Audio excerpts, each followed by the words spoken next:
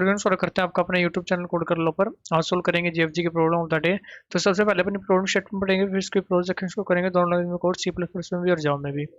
तो स्टेटमेंट देखते हैं अपने पास क्या कह रही है। Given two array A and B both of size N, ठीक है।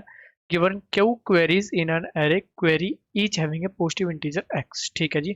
मतलब अपने पास दो तो एरे ए गिवन है और एक क्यू अपने पास गिवन है, ठीक है, integer X denoting an index of an array A, ठीक है।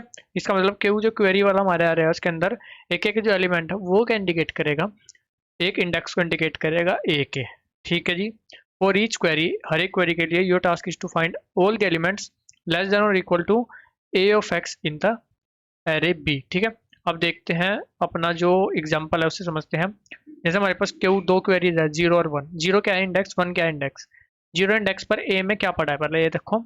0 इंडेक्स में ए में पड़ा है भाई 4। 4 से छोटे यहाँ पर कितना एलिमेंट है, 4 से छोटे है 4 के इक्वल 2 एलिमेंट है, तो 2 आंसर आया। एक इंडेक्स पर क्या पड़ा है भाई 1।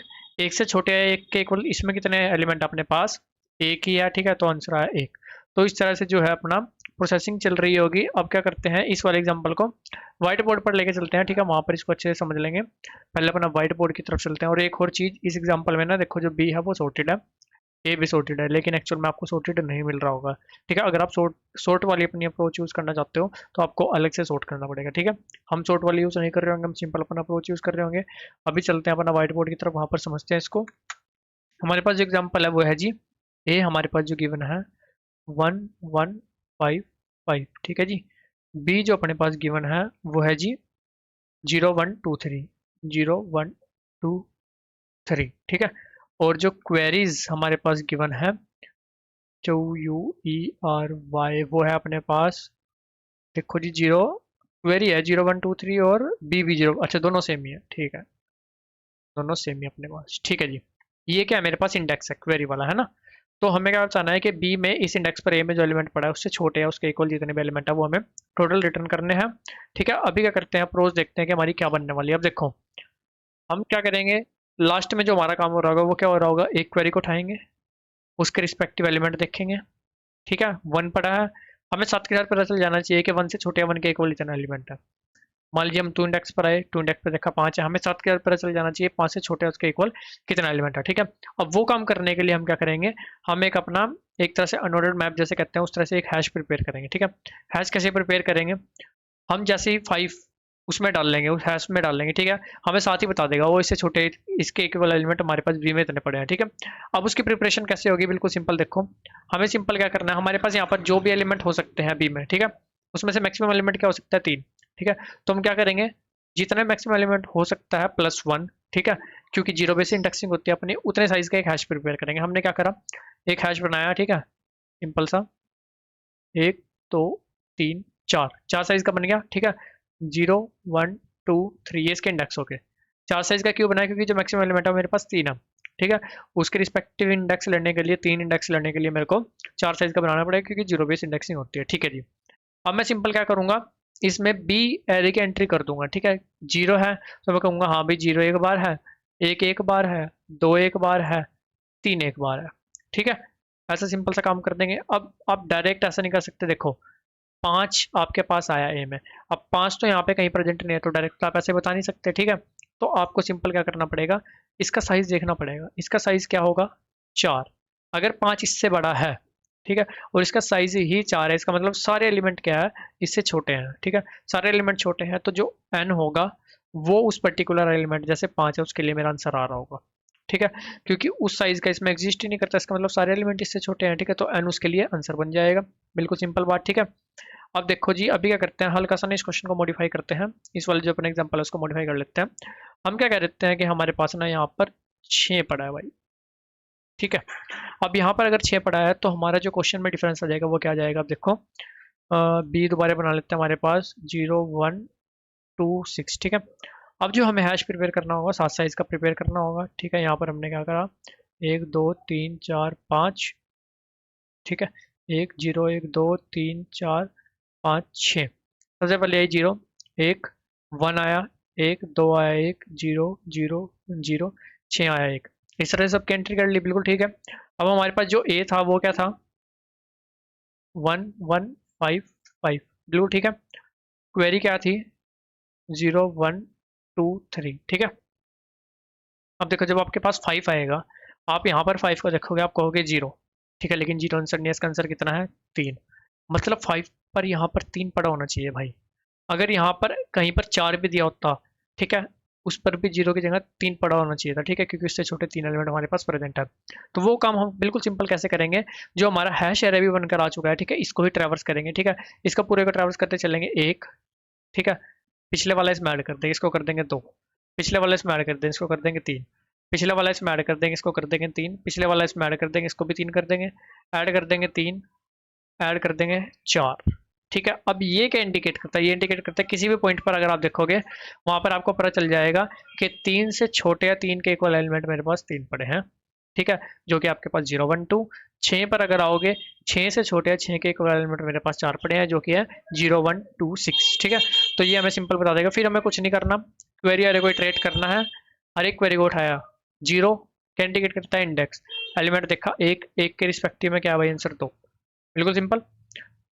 1 पर आए, एलिमेंट क्या पड़ा है 1, 1 के रिस्पेक्टिव आंसर क्या है 2, बिल्कुल सिंपल। 2 इंडेक्स पर देखा 5 पड़ा है, 5 के रिस्पेक्टिव में मेरे पास आंसर क्या है 3, ठीक है। फिर मेरे पास 3 आया, 3 के रिस्पेक्टिव में मेरे पास इंडेक्स है 5, 5 के रिस्पेक्टिव में जो आंसर हुआ मेरे पास 3, 2 2 3 3 इसका आंसर आया, ठीक है। वहां पर आपका आंसर अलग होगा क्योंकि वहां पर 0 1 2 3 है, ठीक है, वहां पर 2 2 4 4 है, इसलिए क्योंकि यहाँ पर 3 है और हमने 6 लेकर अभी इसमें चेंज किया है, ठीक है ना। तो सिंपल से अप्रोच यूज कर रही होगी, मतलब हम सिंपल क्या कर रहे होंगे, देखो बिल्कुल सिंपल से स्टेप लिख देता हूँ। एक सिंपल सा अपना मैप टाइप बना लेंगे, मैप टाइप बना लेंगे जिसका साइज मैक्सिमम एलिमेंट +1 होगा, ठीक है। फिर उसको फिल कर लेंगे बी अरे के रिस्पेक्टिव, ठीक है। फिर उसमें क्या, ये वाला काम हमें करना है जो मैंने आपको अभी बताया, ठीक है, पिछले वाले को अगले में ऐड करते चलना है, ठीक है। इसकी फॉर्मेशन कर लेंगे,